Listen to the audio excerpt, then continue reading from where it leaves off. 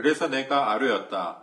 그렇지만 주 하나님, 저 예언자들이 이 백성에게 주님의 말씀이라고 하면서 전쟁이 일어나지 않는다, 기근이 오지 않는다, 오히려 주님께서 이곳에서 너희에게 확실한 평화를 주신다 합니다. 주님께서 나에게 말씀하셨다. 그 예언자들은 내 이름으로 거짓 예언을 하고 있다. 나는 그들을 예언자로 보내지도 않았고 그들에게 명하지도 않았고 그들에게 말하지도 않았다.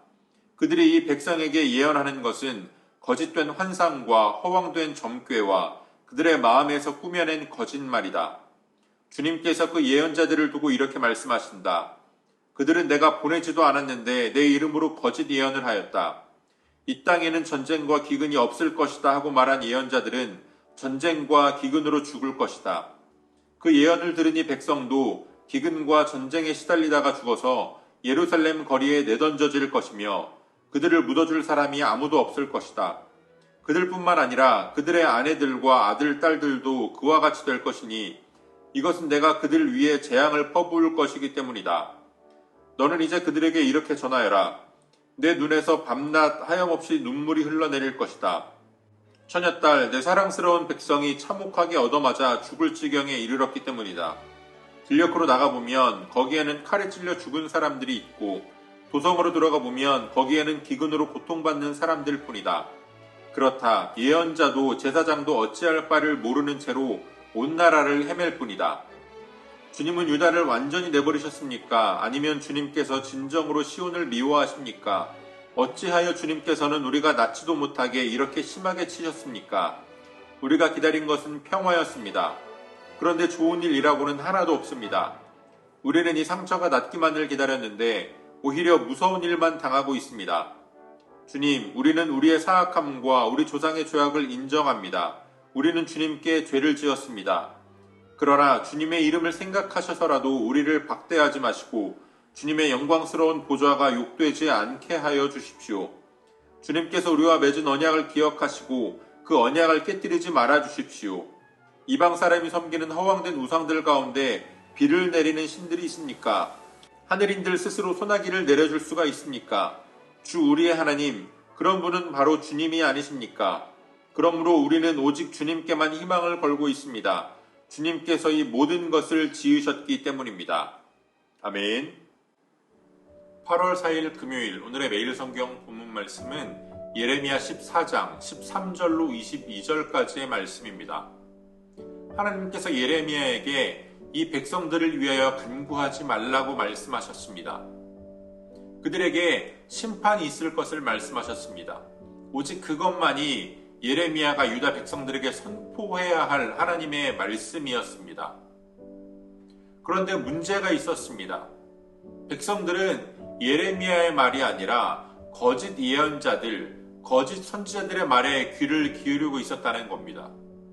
분명히 하나님의 말씀이 예레미야를 통해서 선포되고 있었음에도 하나님께서 예레미야를 통해서 전쟁과 기근을 예언하시면서 그들에게 심판을 선포하고 계심에도 불구하고 유다 백성들은 거짓 선지자들의 말에만 귀를 기울였습니다. 그들은 전쟁이 일어나지 않을 것이다. 기근이 오지 않을 것이다. 오히려 하나님께서 너희에게 평화를 주시고 복을 주실 것이다. 이렇게 선포했습니다. 그리고 백성들은 그 말을 믿었습니다. 그러나 하나님께서는 분명하게 말씀하십니다.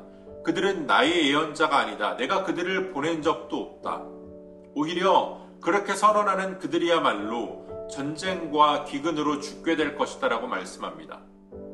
하나님의 심판 앞에서 피할 길을 얻을 사람이 아무도 없을 것이라고 말씀합니다. 심지어 죽은 시체들을 묻어줄 사람들조차 없을 것이다 라고 말씀하십니다. 예레미야는 그러한 하나님을 향해서 하나님께서 정말 유다 백성들을 버리셨습니까? 시온을 미워하시는 겁니까? 라고 간구하지만 하나님의 심정은 결코 그렇지 않았습니다.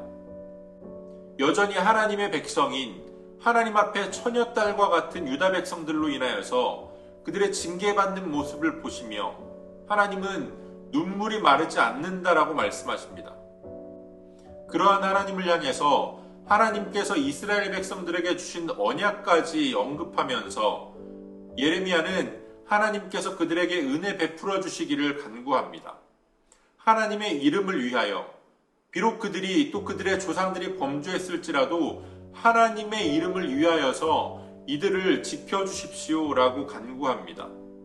문제는 유다 백성들 가운데에 예레미야와 같은 마음을 가진 자들이 없었다라는 겁니다.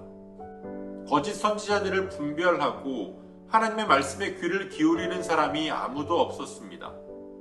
오늘날 우리는 코로나 시대를 지나면서 너무나도 많은 말씀들이 유튜브를 통해서 전달되어지는 그러한 시대를 살아가고 있습니다.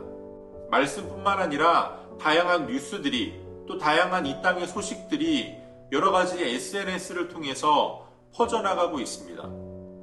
그런데 문제는 그렇게 너무나도 많이 퍼지는 그 소식들 가운데에, 말씀들 가운데에 거짓된 것들이 섞여 있다라는 겁니다.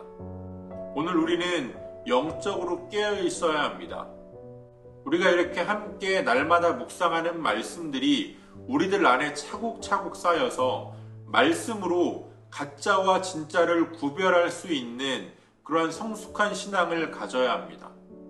마냥 우리 귀에 듣기 좋다라고 해서 무조건 받아들이는 것이 아니라, 또 나의 생각과 일치한다라고 해서 무조건 받아들이는 것이 아니라, 하나님께서 우리에게 주시는 영적인 지혜로 말미암아, 하늘의 지혜로 말미암아 오늘 우리들에게 들려지는 소식들을 잘 분별할 수 있는 저와 여러분들이 되어주시기를 소원합니다.